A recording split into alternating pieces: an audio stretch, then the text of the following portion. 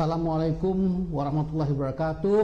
Hai wai, apa kabar para pemirsa sekalian, para pemirsa Minang TV, Ceria TV, dimanapun Anda berada. Sekarang kita masih berada dalam suasana Idul Fitri. Selamat Hari Raya Idul Fitri, maaf lahir batin dari seluruh kru Highway bagi para pemirsa sekalian.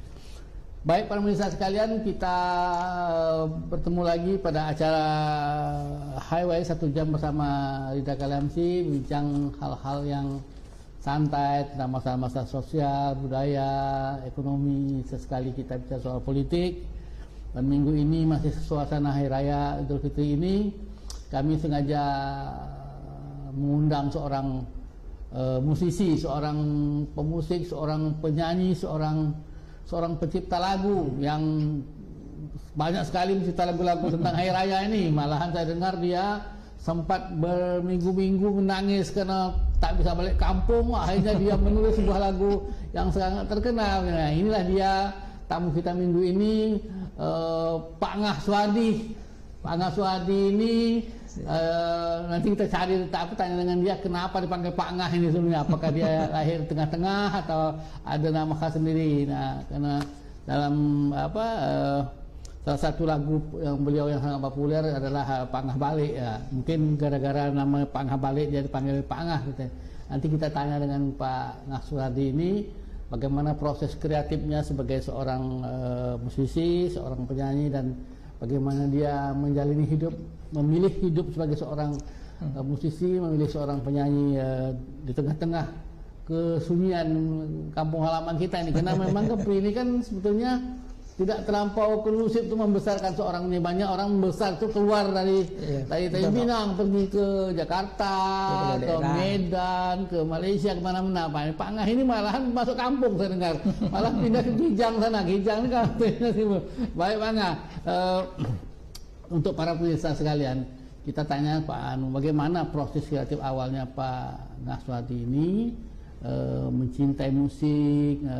Orang sekarang kalau tinggal di Pinang ini tak menjadi pemusik, orang jadi pegawai negeri SN. Pak Ngah ini saya dengar pernah jadi pegawai negeri juga, tapi kemudian berhenti. Ini salah bagian hidup yang sangat sulit. Memilih jadi penyanyi, memilih yang tak jelas masa depannya. Kalau PNS ya pasti ada pensiun lah, enak ya. Baik Pak Ngah, waktu kira 1-20 menit ke depan Pak Ngah ceritakan saja, waktunya bebas. Pak Ngah nak tertawa, nak terbahak, silakan saja. Silakan Pak Ngah. Terima kasih Dato'. Assalamualaikum warahmatullahi wabarakatuh. Waalaikumsalam. Puji dan syukur kehadirat Allah tentunya untuk atas kesempatan ini, dan terima kasih kepada Dato' sudah beri kesempatan kepada saya untuk datang ke sini. Tapi sebelum lebih lanjut, saya minta izin untuk saya pakai bahasa Melayu aja. Saya lebih sedap saya kalau pakai bahasa Melayu. Orang Melayu pakai bahasa Melayu lah, biar orang lain juga mendengar bahasa Melayu. Pak Ngah, bahasa Melayu saya tak begitu bagus soalnya. Tak campur aduk soalnya. Kalau untuk tak begitu bagus, kalau saya memang tak bagus sama sekali tuh. Jadi lebih sedap saya pakai bahasa Melayu. Jadi kalau Datuk tanya sejarah saya pertama sekali berkesenian nih. Ini ada keluarga, ada yang memang penyanyi, pemusik, keluarga Pak Ngah. Bapak saya. Bapak saya. Pak Ngah ini orang mana? Orang Tembelan. Saya dari Tembelan. Memang pemusik. Musik apa? Musik tradisi, misalnya apa, Ghazal, apa segala macam, atau semua musik lah orang tua aja. Pokoknya musik Melayu lah tuh. Orang tua. Musik Ghazal, musik apa aja, yang namanya musik Melayu saya suka semua. Jenis apa pun orang jenis tua Pak Ngah, yang mempengaruhi Pak Ngah itu orang tua, bapak Pak Ngah itu dia suka musik apa? Musik. Bapak saya dulu dia pemusik tradisi. Dia main-main, pernah bawa rombongan joget kalau zaman-zaman dulu. Iya. Kan? Dengan musik biola lah tuan ya. Baik. Jadi bakat seni ini dari orang tua lah tuh. Ada pengaruh dari orang tua. Kemudian memang saya suka menyanyi ini dari masih SD tuh, di Tembelan dulu. Masih sekolah SD dah ikut aktivitas menyanyi, bermain musik, ikut lomba menyanyi, dan selalunya alhamdulillah selalu menang gitu kan toh. Jadi sampailah akhirnya saya meninggalkan Tembelan itu tahun 86 tuh. Tahun 86 meninggalkan Tembelan itu saya tamat MTS. Meneruskan ke PGA Negeri Tanjung Pinang. Waktu itu masih ada PGA, Pendidikan Guru Agama. Nah di PGA itu kebetulan waktu itu kepala sekolah saya hobi musik tuh, Bapak Dr. Andes Abdul Razak. Kenal lah tuh. Sekarang beliau pindah ke Pekanbaru kan. Nah dia hobi musik, dilengkapilah waktu itu PGA itu, sekolah PGA itu dengan alat musik. Jadi saya ditunjuklah sebagai pemimpin grup musik yang ada di PGA tuh. Nah jadilah saya bermusik. Waktu itu saya main gitar tuh, nyanyi sambil main gitar. Nah, saya main gitar kidal. Kalau orang main kanan, saya mainnya kidal. Nah, jadi waktu itu saya di Kepri mungkin satu-satunya lah pemusik yang main gitar dan kidal. Jadi waktu setelah saya di PGA itu, saya ikut lomba menyanyi dulu tuh, ikut lomba menyanyi. Salah satu jurinya itu Bapak Dr. Andes Imran-Nuh, orang tua itu kami manggil ayah dulu. Pak Dr. Andes musisi lagu-lagu Melayu yang terkenal itu, orang Daeng. Betul.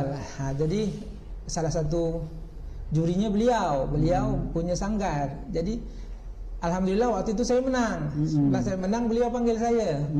Dia bilang, awak ikut aja lah gabung di sanggar kami.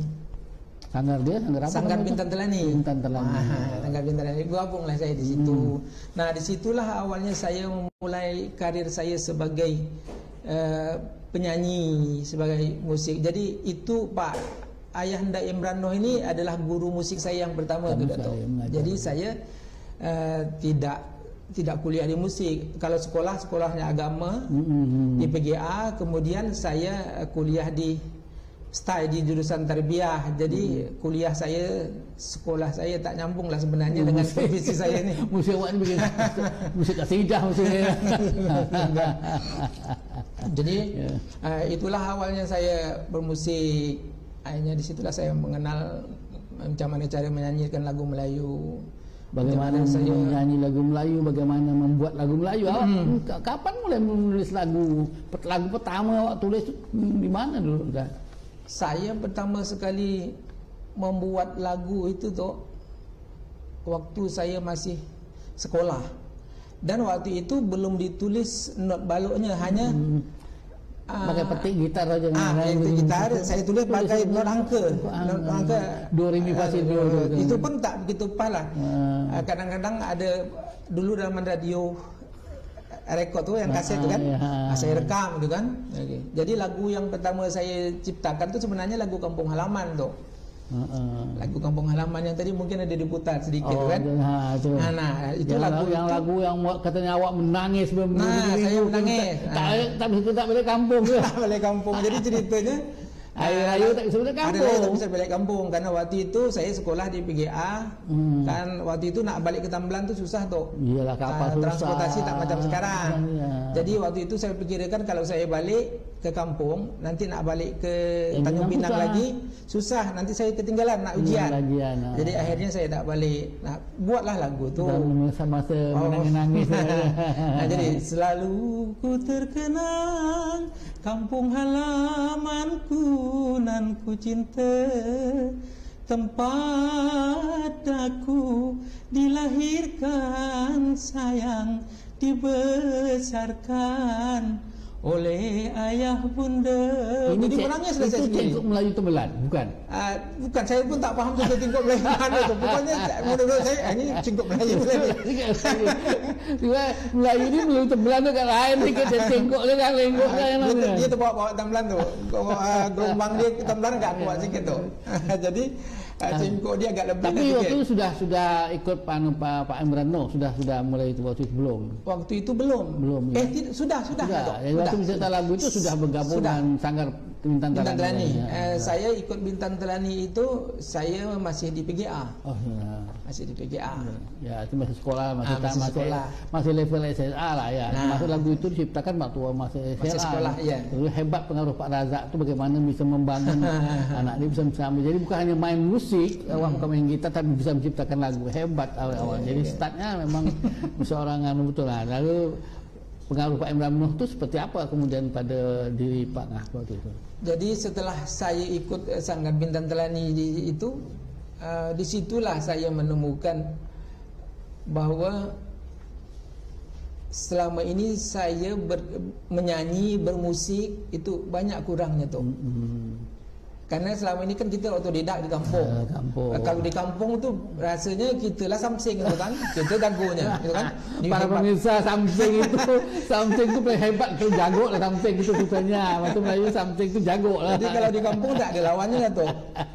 Jadi waktu saya ikut bergabung di Bintang Telani itu, saya menyanyi. Coba kamu nyanyi dulu, dia bilang. Jadi saya dulu ceritanya tuh saya menyanyi dangdut. Menyanyi dangdut. Jadi waktu Pak Imran Nuh kenal dengan saya tuh, saya ikut nyanyi dangdut. Oh, bukan Melayu. Bukan lagu Melayu. Masih asing saya nyanyi lagu Melayu. Jadi tapi dangdut pun lagu Melayu juga sebetulnya. Dulu namanya Orkes Melayu, ikut dangdut. Jadi coba kau nyanyi lagu Melayu. Nyanyi saya. Di situ dia menegur saya di kekurangannya di mana, kekurangannya di sini. Beda antara dangdut sama lagu Melayu. Akhirnya waktu itu setiap kali Bintang Telani itu tampil, saya tidak dibolehkan beliau untuk tampil tuh. Jangankan ikut bertanding. Janganlah ikut bertanding, ikut tampil aja tak boleh. Ada acara, dia bilang kau tak usah tampil dulu. Kau dengar aja. Jadi saya sebenarnya agak kecil hati juga. Agak kecil hatinya begini. Tapi tak sampai anu lah. Tak sampai belajar itu kecil hati belajar. Saya kan di kampung juara nih kan. Jadi sampai sini dia bilang kau tak usah nyanyi dulu lah, belajar dulu. Tapi alhamdulillah itu bukan membuat saya kecil hati, jadi membuat memacu semangat saya. Akhirnya disitulah saya belajar betul macam mana cari nyanyi lagu Melayu. Jadi waktu itu saya belajar dengan Pak Imran Nuh. Kemudian saya sempat juga belajar tuh dengan Pak Mahmud yang penyengat grup Ghazal, bapaknya kawan kita Azmi kan. Jadi saya belajar nyanyi Ghazal. Belajarlah saya macam mana cara nyanyi Zapin. Sempat berguru dengan dulu Pak almarhum Pak Kailani. Itulah guru-guru almarhum Pak Daud Kadir, bukan baru kan. Nah, jadi banyaklah saya berguru sampai kawan-kawan berguru di Medan, di Malaysia, Singapura. Banyaklah referensi saya. Jadi itulah yang memacu saya. Oh, ternyata saya harus masih banyak belajar. Ya, sudah pertama sekali lagu-lagu anu bikin di PGA itu. Lagu Melayu itu awak nyanyi itu masih kata Imran belum lagu Melayu gitu. Belum belajar lagi. Oh, jadi saya ini. Tapi ada hikmahnya Datuk. Jadi memang dari situ dah berapa tahun saya ikut. Dia bilang, dipanggil dia saya. Sekarang engkau dah boleh ikut tanding. Jangan kan tampil biasa, ikut bertanding pun kau boleh. Saya dah senang nih. Jadi waktu pertama sekali saya dibolehkan dia ikut bertanding itu tak tanggung-tanggung tuh. Ikut festival Bintang Radio se-Sumatera. Oh, waktu itu memang selalu terkenal RRI selalu bikin. Itu produknya RRI salah satu yang terkenal sekali itu. Kita masih Kabupaten Kepulauan Riau. Jadi begitu dia izinkan saya bertanding itu, langsung dia ikut Bintang Radio. Langsung tingkat se-Sumatera. Agak gugup saya tuh. Jadi ikutlah seleksi se-Kepulauan Riau. Ikut seleksi Kepulauan Riau di RRI. Menang saya Datuk. Menang saya. Ikut lagi. Akhirnya waktu itu pertama sekali Bintang Radio lagu Melayu se-Sumatera itu di Palembang Datuk. Di Palembang. Berangkat saya dari Palembang. Alhamdulillah saya di Palembang tu menang saya tu. Walaupun hanya juara harapan 1 gitu. Masih hitung lah ya? Masih hitung saya. Memang saya pikir saya yang jauh-jauh dari Tambelan sana tu kan. Ya kan? Lawan-lawan saya di sana tu kan orang hebat. Sumatera lagi itu kan, dari Sumatera Utara tu langsung Melayu hebat-hebat semua lagu. Masih masuk saya harapan 1. Dari sekian banyak peserta seluruh Sumatera tu kan. Saya masuk nombor 4. Semangat saya. Jadi dia pun ngasih semangat saya, kau jangan putus asa, dia bilang. itu engkau jual harapan satu itu harapan satu Sumatera. Bukan harapan satu, bukan dia bilang bukan harapan satu tingkat tambelan kata dia kan. Oh iya betul juga. Motivasi dari Pak Imran Noh, dia itu membuat membangkit para talenta. Jadi sampailah saya akhirnya bukan hanya belajar lagu Melayu, belajar main musik Melayu, macam mana mengaransemen musik itu belajar awalnya. Jadi jadi Pak Imran Noh itulah salah satu guru awal-awal yang sampai belajar notasi pun sama beliau. Mengajar musik, mengajar menyanyi, membangkitkan awak sebagai seorang penyanyi, seorang musisi. Oke Pak Angah, kita break dulu sesi pertama ni. Kita dah lewat 20 menit, nanti kita berbual lagi pada sesi yang kedua. Nanti yang kedua kita cerita Pak Angah apa yang Pak Angah hasilkan sebagai seorang lagu-lagunya banyak segala macam. Baik para pemirsa sekalian, kita break dulu sesi yang pertama ini. Nanti kita berjumpa lagi pada sesi kedua, berbincang santai lagi dengan Pak Angah Suhadi. Hai, kita jumpa lagi pada sesi yang kedua.